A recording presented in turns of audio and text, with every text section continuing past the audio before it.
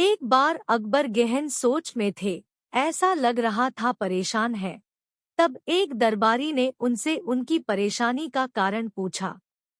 तब अकबर ने बताया उनके बेटे सलीम को अंगूठा चूसने की एक गंभीर गलत आदत पड़ गई है।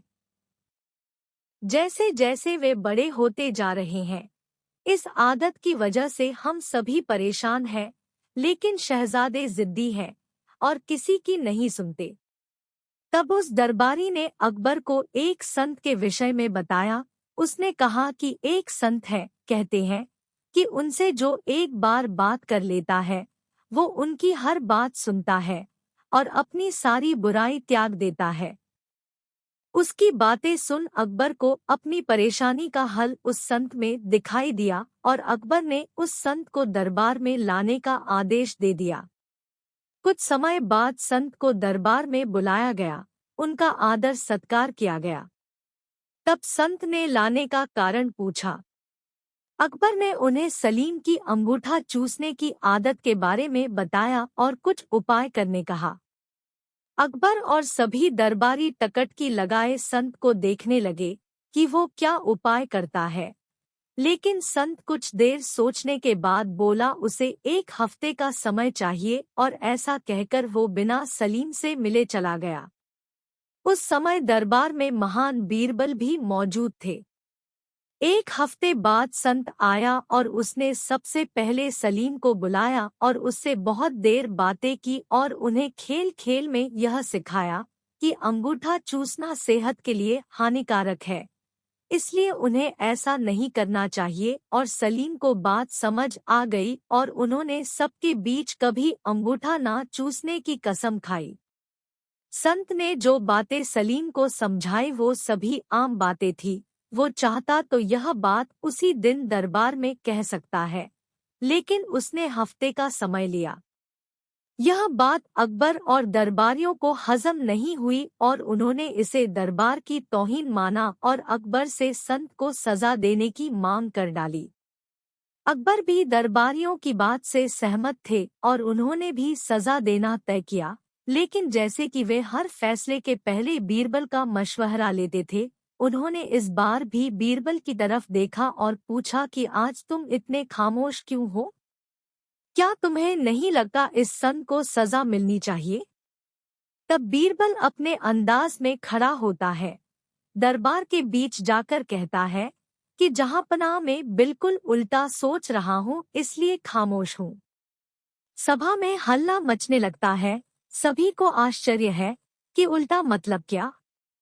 तब बीरबल कहता है, मेरे हिसाब से ये संत महान है, हमें इनसे सीख लेनी चाहिए और गुरु मानकर इनका आशीर्वाद लेना चाहिए और इनके साथ हुई गुस्ताखी की माफी भी मांगनी चाहिए।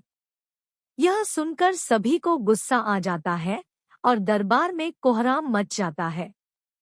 तब अकबर गुस्से में बीरबल से कहता है, गुस्ताख बीरबल, तुम हम सभी की तौहीन कर रहे हो कि हम इस संत से माफी मांगे। तब बीरबल कहता है, जहांपनाह गुस्ताख की नाफरमानी को माफ करे, लेकिन मेरे मुताबिक यही न्यायसंगत है। अकबर कहता है, बीरबल अपनी बात को साबित करो। तब बीरबल बताता है, जिस दिन संत पहली बार दरबार आए थे और आप उनसे शहजादे की बात कर रहे थे, तब इनके हाथों में चुने की एक डिबिया थी, जिससे निरंतर चुना निकालकर वे खा रहे थे। लेकिन आज उनके हाथ में कोई डिबिया नहीं है, क्योंकि जब आप उनसे शहजादे की गलत आदत की बता कर रहे थे, तभी उन्हें अपनी गलत आदत का एहसास हुआ और उन्होंने 1 हफ्ते का समय खुद को सुधारने के लिए मांगा और अपने आप को सुधारकर उन्होंने आज सलीम को ज्ञान दिया। ऐसे लोग बहुत कम होते हैं जो पहले खुद की कमी को देखे और उसे सुधारे, इसलिए मेरे हिसाब से ये एक महान संत है। सभी को बात समझ आती है और सभी संत से माफी मांग उनसे आशीर्वाद लेते हैं। इस कहानी से क्या शिक्षा मिलती है? दोस्तों, कहानी से हमें 2 शिक्षा मिलती है। पहली, किसी को ज्ञान देने अथवा सीख देने से पहले अपने अंतर्करण में अवश्य झांके कि क्या आप खुद उस ज्ञान के दायरे में जीवन जीते हैं? क्या आप में वे सभी गुण हैं जिसका ज्ञान आप दूसरों को दे रहे हैं?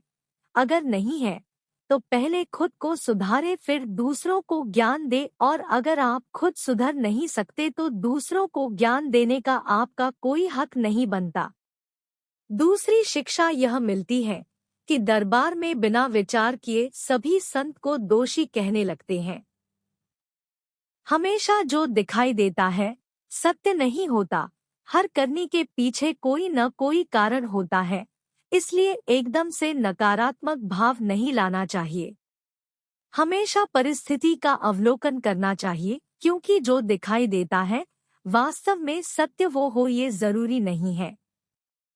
अपनी राय कायम करने से पहले सच जानना जरूरी है। इसलिए बीरबल ने कहा था उसका निर्णय न्याय संगत है।